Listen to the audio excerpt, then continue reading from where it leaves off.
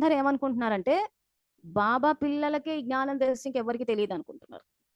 So, ఇక్కడ మన definition మార్చాలి. సో, అందరూ బాబా పిల్లలంటే ఏమనుకుంటున్నారంటే, ఎవరైతే 7 డే కోర్సులు చేసి, ఎవరైతే సెంటర్‌కి వెళ్లి, సెంటర్ అక్కయ్య మాట వింటారో, వాళ్ళు బ్రాహ్మణులు అనుకుంటున్నారు. వాళ్ళు బాబా పిల్లలు అనుకుంటున్నారు.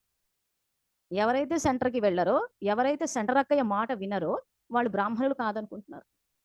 కానీ యాక్చువల్‌గా ఈ జ్ఞానం అన్నది ఏంటంటే, తండ్రి అయిన శివ పరమాత్మ ఎవరెవరికి ఆ జిజ్ఞాస అన్నది ఉంటదో, వాళ్ళందరికీ ఎక్కడో చోట ఈ జ్ఞానం చెప్పేస్తాడు. అది సెంటర్‌కి వెళ్లి తీసుకోవాలన్న రూల్ అన్నది ఎక్కడా లేదు. ఇప్పుడు నేనెళ్లి జ్ఞానం అంతా తెలుసుకున్నానంటే ఎవరి దగ్గర తెలుసుకున్నాను? శివ పరమాత్మ దగ్గరే తెలుసుకున్నాను. సెంటర్‌లలో ఈ జ్ఞానం చెప్పట్లేదన్న విషయం మీ అందరికీ తెలుసు.